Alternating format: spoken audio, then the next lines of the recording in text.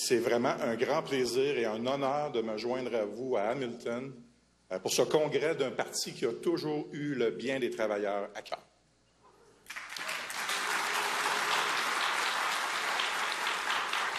Nous avons eu l'occasion à quelques reprises de s'entretenir avec M. Singh dans la dernière année, notamment au sujet du régime de médicaments universels et des transferts fédéraux en santé.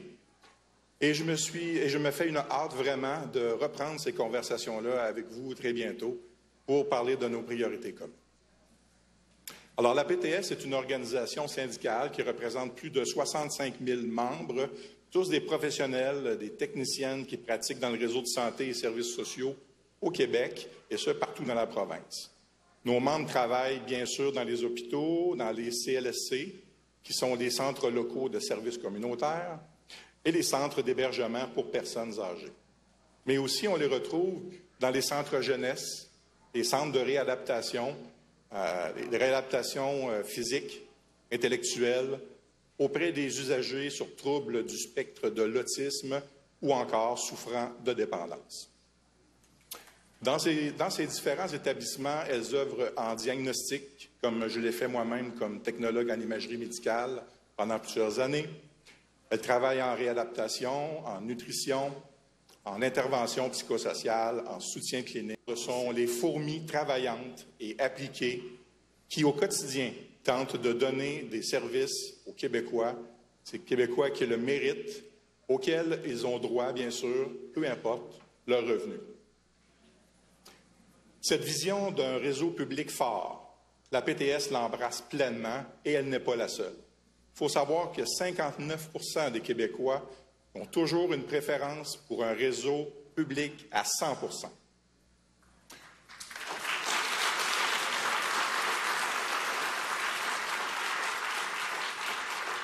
C'est pourquoi notre organisation milite pour un réseau de la santé et des services sociaux qui est entièrement public, mieux financé, qui offre des services de qualité à la population et qui accorde aux travailleurs et aux travailleuses qui la composent la reconnaissance et le respect qu'ils méritent.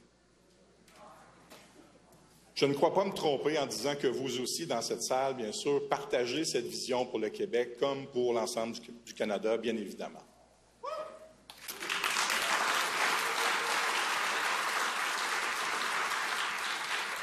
Mais si les propositions que nous faisons pour y parvenir sont sensées et porteuses d'avenir, elles exigent une volonté de la part de nos politiques de s'engager résolument pour le progrès social.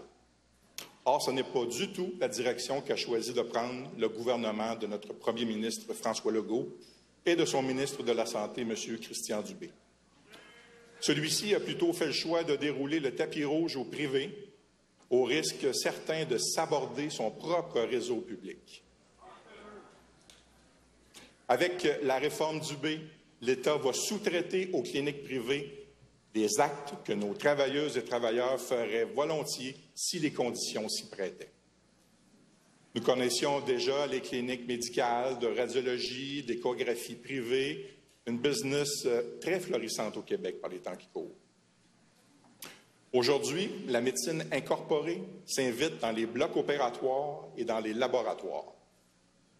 Pour opérer, ces entreprises viennent recruter la main-d'œuvre déjà insuffisante dans le réseau public, aggravant par le fait même la pénurie de personnel qui consomme le réseau.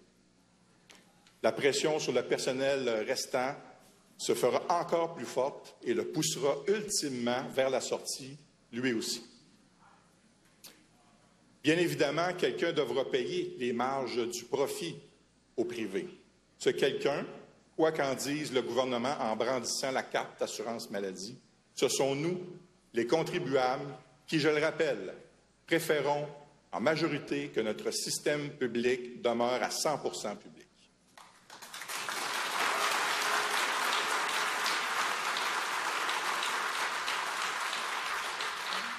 Ce même réseau souffrira nécessairement de cette porte ouverte au privé entre ressources amoindries, exode, pénurie et surcharge de travail. Ce même réseau qui sera encore alors moins capable d'offrir les soins accessibles, universels et de qualité.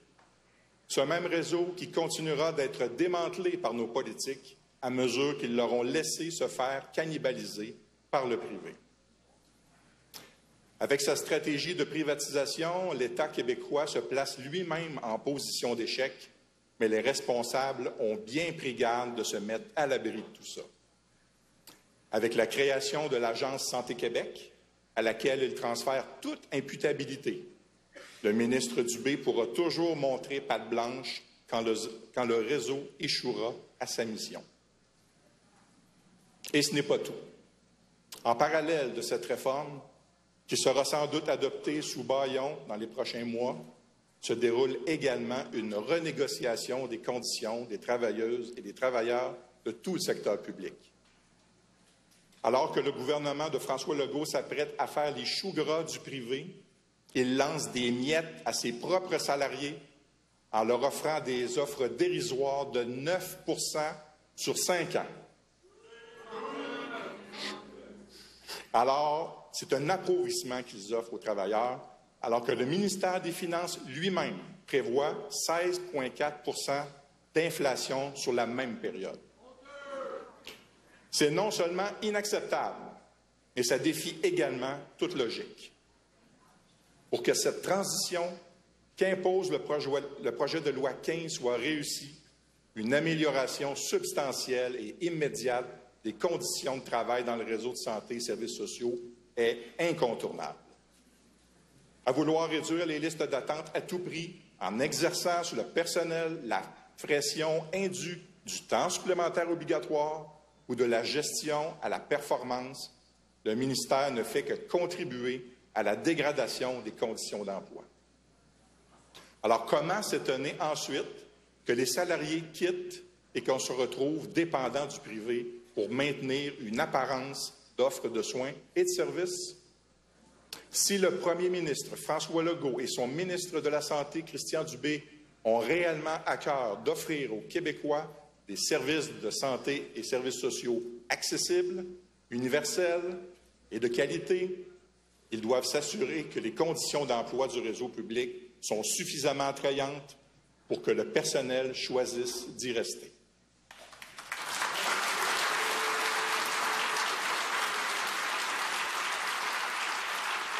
Le gouvernement doit assurer non seulement une bonne rémunération à son personnel, mais aussi des conditions de pratique qui favorisent leur épanouissement professionnel, ainsi qu'une conciliation famille, travail, vie personnelle plus harmonieuse.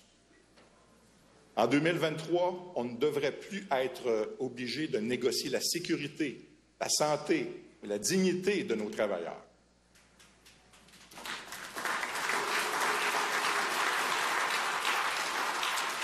Pourtant, les travailleurs du secteur public sont encore là, fiers de leur contribution, fiers de leur profession.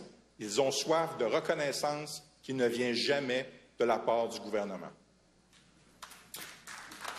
Je les sens malheureusement épuisés, fragiles, et ça, je vous dirais que ça m'inquiète énormément.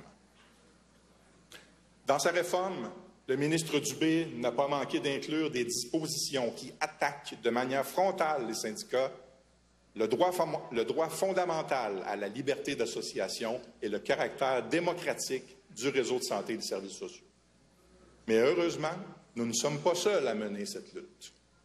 De nombreux acteurs de la société civile se mobilisent depuis plus d'1 an, entre autres à l'initiative de la PTS.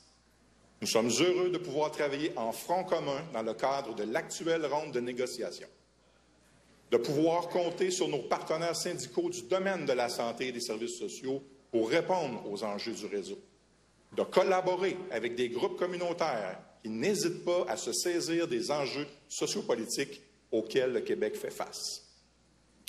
Alors que le gouvernement annonce vouloir adopter coûte que coûte son projet de loi d'ici la fin de l'année, nous n'avons eu de cesse de participer à des audiences publiques, de déposer des mémoires et rencontrer plusieurs députés. Nous n'avons eu de cesse de manifester, pétitionner, tracter, sensibiliser nos membres sur les dangers de la privatisation et d'autres actions qui sont à venir cet automne pendant que le projet de loi est à l'étude en Chambre.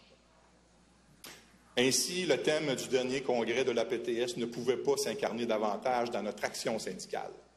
Nous sommes convaincus que c'est forte, ensemble, que nous nous ferons entendre.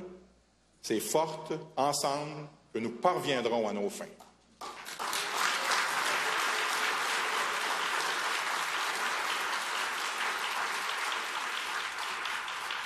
Pas plus tard qu'en 2021, la PTS est dotée avec fierté d'une plateforme politique qui vise à positionner notre organisation comme une actrice de changement social et à propulser notre capacité d'action collective comme syndicat.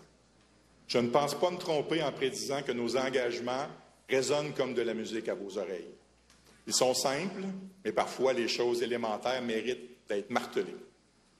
La PTS veut prendre soin de ses travailleurs. Elle veut prendre soin des autres. Elle veut prendre soin de la planète. Si cette volonté est également la vôtre, M. Singh, Mesdames, Messieurs les députés, chers membres du nouveau Parti démocratique, alors la PTS est vraiment chanceuse de pouvoir compter un allié de plus et elle est heureuse de vous dire à toutes et à tous que vous pouvez aussi compter sur elle. Je vous souhaite un bon congrès. Merci.